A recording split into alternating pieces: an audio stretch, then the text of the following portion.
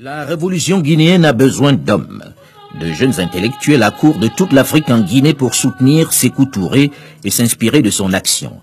S'il ne peut plus compter sur l'appui de l'ancienne métropole, le leader guinéen n'est pas isolé pour autant.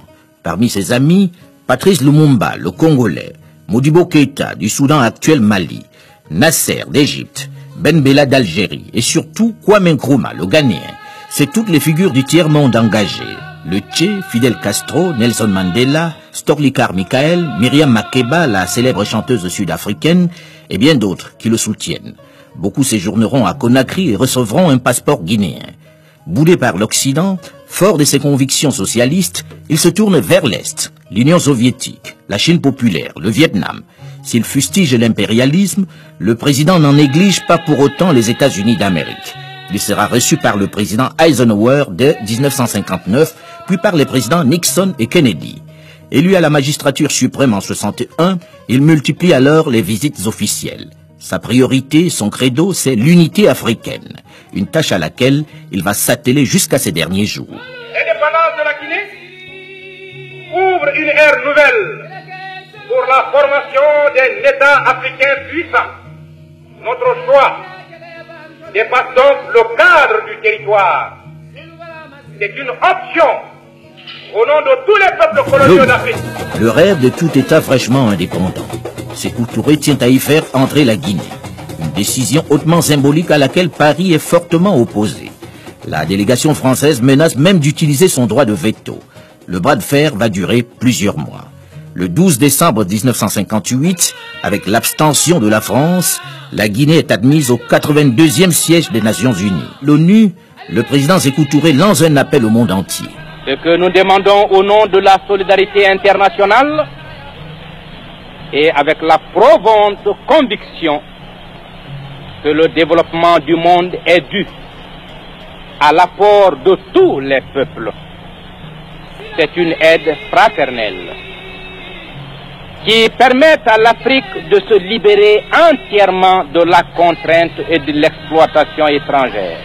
Je crois exprimer ici le choix des peuples sous-développés du monde lorsque j'affirme qu'à travers eux, l'Afrique est partie à la rencontre du monde. Lansana Sako. Il a été un grand homme, un grand Guinéen, un grand Africain. Et plus les années passent, plus le peuple guinéen se rend compte qu'il avait raison. Parce qu'il y a des choses que Sékou dénonçait que nous continuons encore à retrouver. L'injustice dont nous sommes l'objet, dans la coopération avec les puissances étrangères. Une frange non négligeable de la population manifeste des regrets pour le temps de Sékou Touré. Au temps de Sékou Touré, chaque 3 mois, il y avait un contrôle d'État. On faisait rendre aux voleurs tout ce qu'ils avaient détourné. Le temps de Sékou Touré, c'était bien. Tout est normal. Tout était normal, rien ne manquait. Ce que tu voulais, tu pouvais l'avoir par ton travail. Mais aujourd'hui, on n'a pas de travail. André Touré. L'histoire n'est pas une course de vitesse. Et le temps aussi est le meilleur juge de l'histoire. Moi, je me fais arrêter quelquefois dans la rue.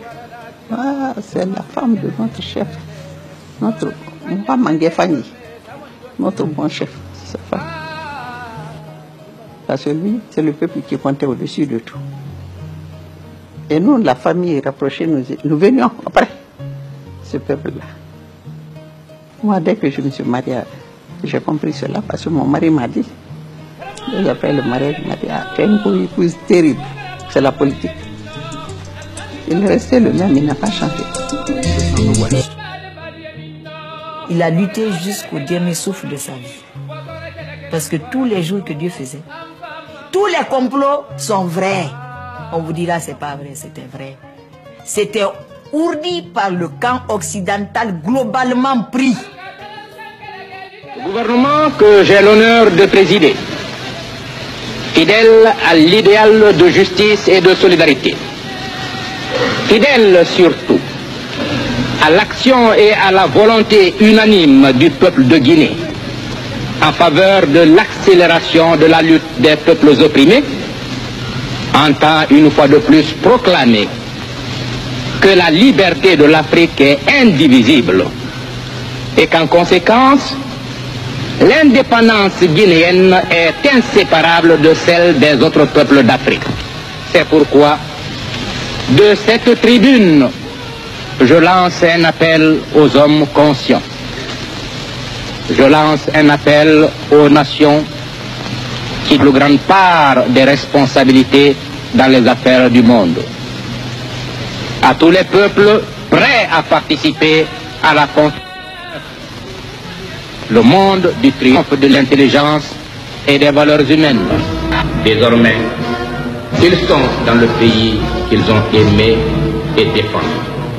Le bureau politique national du Parti démocratique de Guinée saisit cet important événement pour remercier les peuples et gouvernements frères de Mauritanie et du Gabon qui, grâce à leur sens de l'unité militante des peuples d'Afrique, ont bien voulu favoriser le transfert des restes de nos illustres pionniers.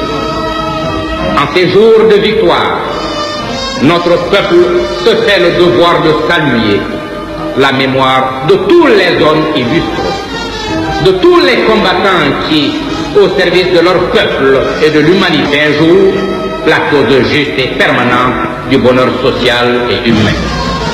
Il salue tous les martyrs connus et anonymes de l'impérialisme et du colonialisme.